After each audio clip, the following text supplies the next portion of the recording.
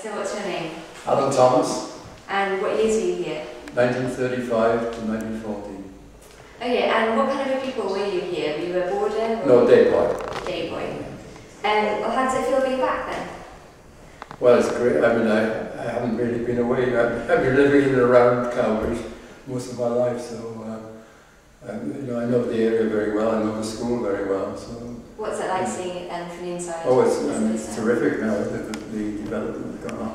Yes. And I'm very pleased that it has been maintained, you know, been kept, and it's looking very smart now. When you were at the school, were you into sport or music? What kind of thing was it that you were interested in when you were here? The rugby player, I played rugby for the school team, so that was my main source of interest really. Used to take part in sports days, of course. Were there big events in the school? Yes, well, the sports day was quite a day every year. We have a sports day. We'd have in-house competitions, so you'd be running for your, participating for yourself and for your house. So we had 4 houses. When I started, actually, there were 6 houses, but then they did away with 2 and made just 4 houses. Yeah. But the house is sort of a strong thing. Were you sort of like teams?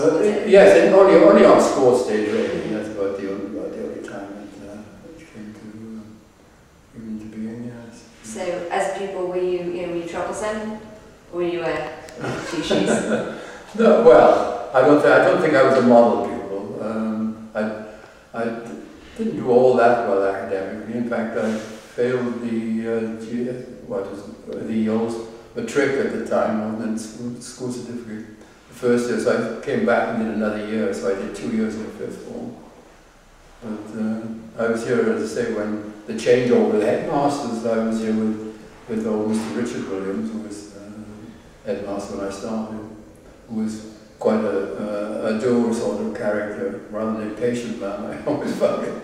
And then we had Idwell Rees, of course, was a completely different type of person, a young man, well, not just out of college, but he was only 28 when he came here. So he was the youngest man I think they've ever had as a headmaster. It was all boys, of course, then when I was here.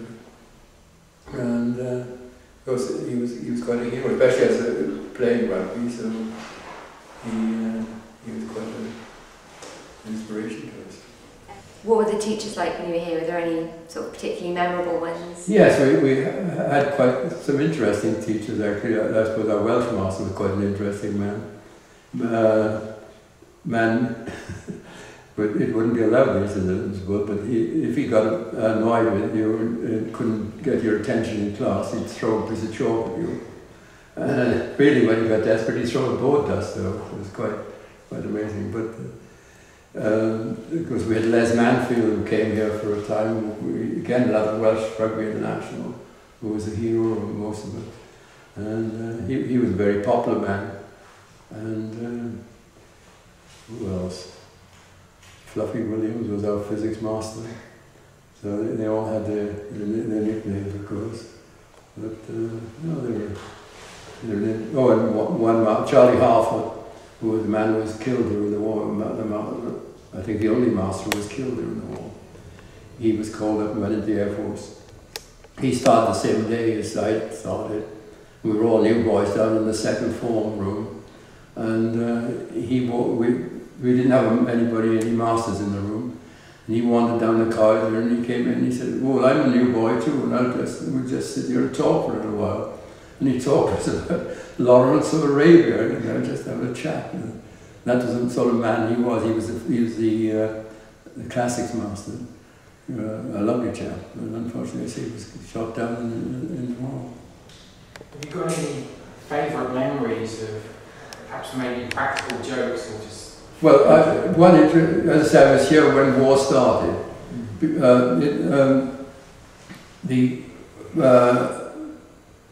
lower school now, where the gym is, that was built when I was here. When I started, we didn't have any facilities for day boys. We had to either bring our own sandwiches and eat them in the schoolroom, or most of us, a lot of us used to go downtown, and there was a little tea room downtown where we could go in and have a cup of tea for 2pence, and we'd all sit there. And But let's say the war started while I was here.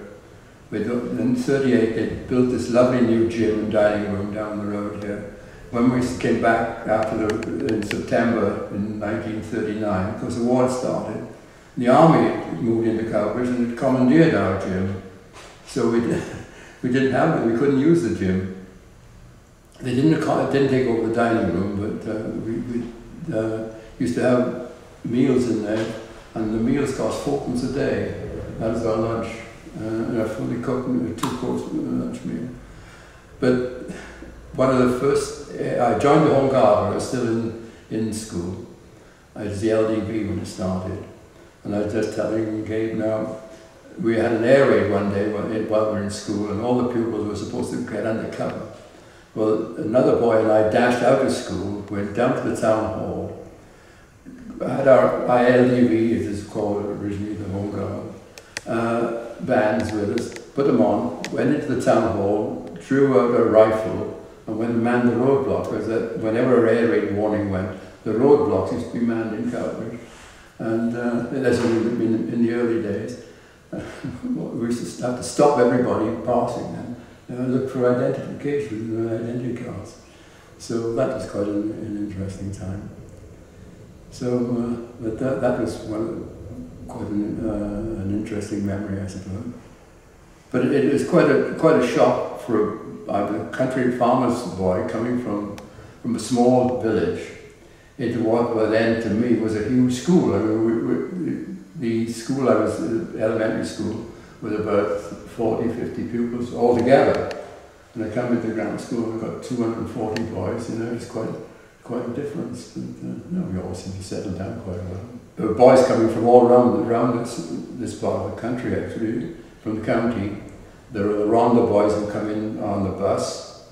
There were another lot of boys who came in by train, with their trains in Cowbridge in those days. And we came in by buses from the Lantry bus, and I came on the Lantry bus.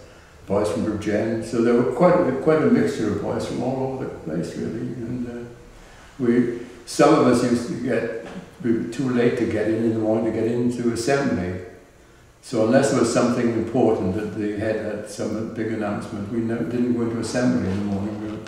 We used to wait outside, but if there was something important, we'd be called into assembly and hear what was said. Another thing, on All Saints' Days and occasions like that, we always have to go to church. We always go to Holy Cross. So Holy Cross has always been very much the grammar school church, really. All troop in there on All Saints' Days.